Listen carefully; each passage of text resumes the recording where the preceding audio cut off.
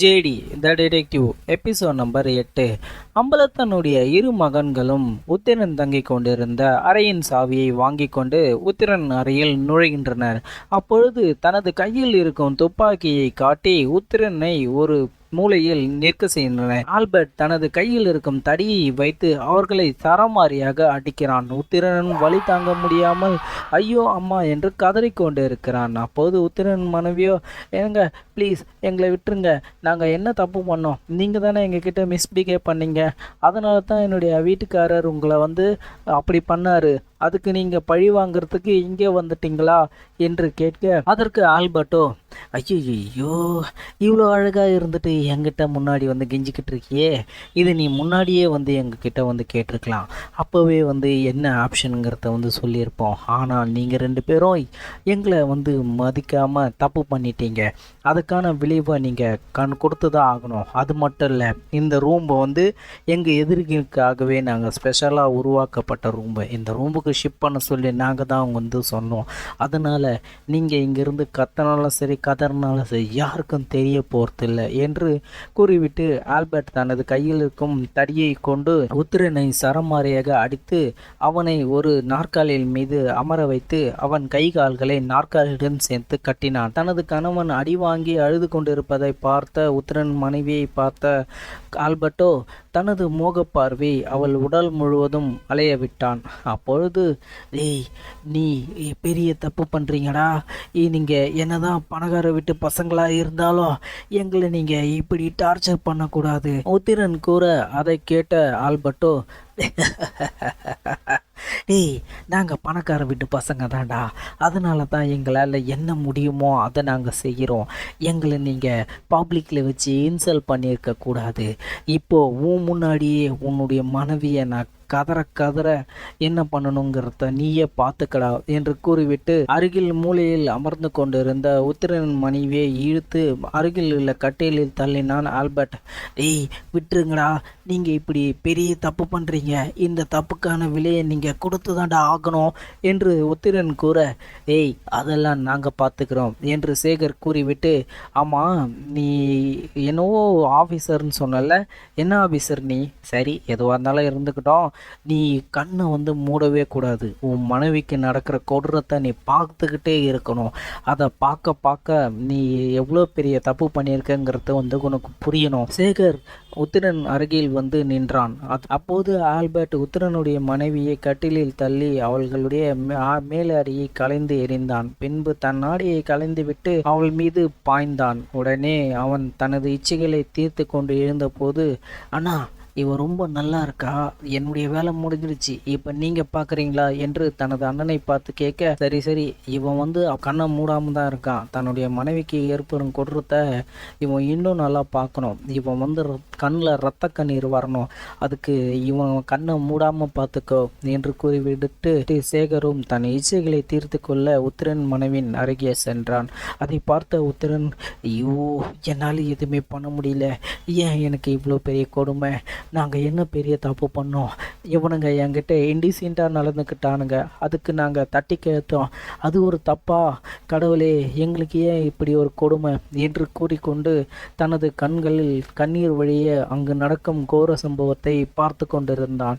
சிறிது நேரத்தில் உத்திரன் மனைவியோ இவர்கள் செய்யும் கொடுமை தாராமல் உத்திரன் மனைவி மயக்கிறதுக்கு செல்ல, அதை பார்த்த ஆல்பர்ட்டோ, ஆனால் அவன் மயங்கிட்டா போல, நம்ம இங்கே வச்சு இதுக்கப்புறம் இதை கண்டினியூ பண்ணக்கூடாது, நம்ம இவங்களை நம்மளுடைய பங்களாவுக்கு கூட்டிகிட்டு போவோம் என்று கூறிவிட்டு உத்திரன் மனைவியை தனது கையில் தூக்கினான். பின்பு உத்திரனை பார்த்து, ஏய் உன்னுடைய கொடுமை முடியலடா, இன்னும் உன்னை கொடுமைப்படுத்தி சித்திரவதைப்படுத்தி நாங்கள் சாவடிக்க போகிறோம் என்று கூறிவிட்டு ஒரு ஃபோனை எடுத்து அந்த வயதான முதியவருக்கு அழைத்தான். மறுமுனையில் அந்த முதியவர், தம்பி சொல்லுங்க தம்பி என்று கேட்க, இந்த ஹோட்டலுக்கு வாங்க, இங்கே ஒருத்தவன் இருப்பான், அவனை கட்டி தூக்கிட்டு நம்மளுடைய பங்களாவுக்கு வந்துருங்க, நாங்கள் முன்னாடி போய்கிட்டு இருக்கோம் என்று கூறிவிட்டு சேகர் அங்கிருந்து செல்ல, அதை பார்த்த ஆல்பர்ட்டோ, அண்ணே இவளுக்கு போதை மருந்தை கொடுப்போம், அதுக்கப்புறம் நம்ம என்ன பண்ணணுங்கிறத அவளுக்கே தெரியாது என்று கூறிவிட்டு, இவன் நம்ம மேலே கையை வச்சான்ல, இவனை துடிக்க நம்ம கொல்லணும் என்று கூறிவிட்டு உத்திரனை சேரில் கட்டி வைக்கப்பட்டுள்ள உத்திரனை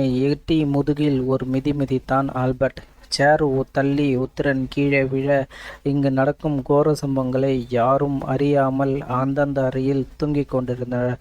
உத்திரனோ, கடவுளே, எனக்கு ஏன் இவ்வளோ கொடுமை பண்ணுற? இதுக்கு எங்களை நீங்கள் பேசாமல் சாகடிச்சிட்டு இருக்கலாம்ல. இப்படிப்பட்ட 2 அரக்கன்கிட்ட எங்களை மாட்டி விட்டுட்டீங்களே. நான் உங்களுக்கு என்ன தவறு பண்ணேன்? எனக்கு ஏன் இப்படி கொடுமை? இது இன்னும் எவ்வளோ தூரம் போக போகுது? என்னால் முடியல. என்னுடைய மனைவியை காப்பாற்ற முடியல. நான் எதுக்கு உயிரோடு இருக்கணும்? என்னை கொன்னுடுங்க என்று உத்திரன் தன் மனதில் நினைத்து கொண்டே இருக்கும்பொழுது ஆல்பர்ட் உத்திரனுடைய மனைவியை தூக்கி கொண்டு அங்கிருந்து சென்றான். உத்திரன் கூறிக்கொண்டிருக்கும் போது அதை கேட்ட ஜேடியோ, சரி உத்ரா, உனக்கு நடந்தது ஒரு கோரமான சம்பவம் தான். அதுக்கான பழிவாங்க படலத்தை நீ எடுக்கிட்ட எனக்கு புரியுது. ஆனால் நீ ஏன் இந்த பெரியவரை கொன்ன என்று கேட்க, அதற்கு உத்திரனோ, சார், முழுசாக கேட்காம நீங்களே ஒரு முடிவுக்கு வராதீங்க சார். ஓ, இன்னும் வேற இருக்கா? சரி சொல்லு என்று கூறிவிட்டு ஜேடி மீண்டும் கேட்க துணினான். அவங்க எங்களை கூட்டிகிட்டு போய் பங்களாவில் வச்சு 2 நாள் தொடர்ந்து சித்திரவதை பண்ணாங்க. என்னால் முடியலை. இந்த உலகத்தில் ஏண்டா பிறந்தோன்ற நிலைமைக்கு எங்களை கூட்டிகிட்டு வந்தானுங்க. அவனுங்க கிட்ட பணம் இருக்குதான். அந்த பணத்தை வச்சு நிறைய நல்லது காரியம் பண்ணியிருக்கலாம். ஆனால் அவனுங்க கேடு கட்டத்தன மாதிரி இப்படி பண்ணிக்கிட்டு இருக்கானுங்க. இது என்னை ரொம்ப மனதளவில் பாதிச்சுது. என்னால் முடியல. ஒரு கட்டத்துக்கு மேலே கண்ணையும் நான் மூடிட்டேன். என் மனைவி என் முன்னாடி அணுவாக சித்திரவதைப்பட்டு செத்தே போயிட்டா. அதுக்கப்புறம் இந்த பெரியவர் தான் எங்கள் 2 பேரையும் தூக்கிட்டு போனார். நான் கண்ணை முடியிருந்தனால அவர் என்னை இறந்துட்டான்னு நினச்சி எங்கள் 2 பேரும் தூக்கிட்டு போனார். 2 பேருக்கு பள்ளம் தோண்டி புதைக்கிறதா இவனுங்க சொல்லியிருந்தானுங்க. என்னுடைய மனைவியை ஒரு பள்ளத்தில் போட்டுட்டு அந்த பெரியவர் என்னை தூக்கும் போது தான் எனக்கு நாடி துடிப்பு இருந்ததை அவர் கவனிச்சார். அதனால் என்னை மட்டும் ஒரு புதருக்கு பின்னாடி மறைச்சிட்டு உள்ளே அவர் மண்ணை தள்ளிட்டார். அப்போ தான் அந்த இடத்துக்கு வந்த 2 பேரும், ஏய் கிழவா, இவனுக்கு செத்துட்டானா என்று கேட்க, தம்பி, நீங்கள் சொன்ன மாதிரி 2 பேரும் இறந்துட்டாங்க. 2 பேரையும் நான் இந்த இதில் தான் புதைச்சி வச்சுருக்கேன். ஆனால் தம்பி, இதெல்லாம் அப்பாவுக்கு தெரியாமல் நான் பண்ணிக்கிட்டு இருக்கேன். இதெல்லாம் பெரிய தப்பு தம்பி. இந்த ஏரியாவுக்கு வர அனிமன் ஜோடி எல்லாரையும் நீங்கள் இப்படியே பண்ணிக்கிட்டு இருந்தீங்கன்னா இது என்னைக்காச்சும் ஒரு நாள் பெரிய இஷ்யூ ஆகும் தம்பி, பார்த்துக்குங்க என்று அந்த முதியவர் கூற, அதற்கு, ஏய் கிழவா, எனக்கு எல்லாமே தெரியும். எங்களுக்கு நீ அட்வைஸ் பண்ண தேவையில்லை. இந்த கேஸை நாங்கள் ஏற்கனவே போலீஸ்கிட்ட சொல்லி மூடி மறைச்சிட்டோம். இங்கே வந்த உத்திரனும் அவனுடைய மனைவியும் ஒரு காட்டு பகுதியில் போய் காணாமல் போனதாக போலீஸ் ஸ்டேஷனில் 2 நாளைக்கு அப்புறம் கம்ப்ளைண்ட் ஆட்டோமேட்டிக்காக ரிஜிஸ்டர் ஆகிற மாதிரி நான் பண்ணிட்டேன். அதனால் நீ பெருசாக எதுவும் கவலைப்பட தேவையில்லை என்று சேகர் கூறினான். அதை கேட்ட அந்த முதியவரோ, தம்பி, சரிங்க தம்பி, நீங்கள் இங்கிருந்து கிளம்புங்க. எனக்கு கொஞ்சம் வேலை இருக்குது. அதை நான் முடிச்சுட்டு நானும் இங்கிருந்து போகிறேன் என்று அந்த முதியவர் கூற, அதை கேட்ட ஆல்பர்ட்டோ, அடாடாடாடா, என்ன ஃபிகர்னா, அவ நல்லா கம்பெனி கொடுத்தா, என்ன பண்ணுறது, பாய்ஸில் போகணுன்னு அவள் தலையெழுத்தில் எழுதியிருக்கு போல என்று ஆல்பர்ட் கூற, ஏய், இவ இல்லைன்னா இன்னொருத்தி வரப்போகிறா, நீ எதுக்குடா வருத்தப்படுற என்று சேகர் கூறிவிட்டு இருவரும் பேசிக்கொண்டே அங்கிருந்து சென்றனர். புதருக்கு பின்னால் மறைத்து வைக்கப்பட்ட உத்திரன் உடம்பை தூக்கி கொண்டு அந்த முதியவர் அவருடைய அறைக்கு சென்றார். அந்த முதியவர் உத்திரனின் காயத்திற்கு சிறிது மருந்தளித்தார். அதன் பிறகு உத்திரனோ உடல்நிலை தேறி வந்தான். உத்திரனுடைய காயங்கள் சரியாகும் வரை அந்த முதியவர் காத்து கொண்டிருந்தார். உத்திரனோ 2 நாட்களுக்கு பின்பு தான் கண் விழித்தான். கண் விழித்தவுடன் தன் மனைவியின் நிலையை கேட்டு அவன் அதிர்ச்சி அடைந்தான். மேலும் தன் மனைவியை புதைத்துள்ள இடத்துக்கும் சென்று அவளுக்கு அஞ்சலி செலுத்தினான். அப்பொழுது, இந்த 2 பேரும் சரி, இந்த பணக்கார பசங்களையும் சரி, நான் அவ்வளோ சீக்கிரத்தில் உயிரோடு விட மாட்டேன். இந்த நாள் நீ குறித்து வச்சுக்கோ.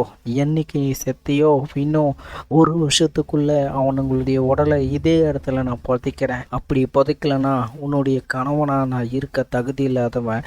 என்னை எந்த அளவுக்கு சித்திரவதை பண்ணி சாகிற நிலைக்கு கொண்டுட்டு போனானுங்களோ அவனுங்களை நான் உயிரோடு விட மாட்டேன் என்று கூறி உத்திரன் சபதம் எடுத்தான். உத்திரன் அடுத்து செய்ய போகுது என்ன? ஜேடி மேலும் என்ன விஷயத்தை கண்டுபிடித்தான்? இதை பற்றி தெரிந்து கொள்ள இணைந்திருங்கள். ஜேடி த டிடெக்டிவ். நான் உங்கள் RR கிங்ஸ் துரை.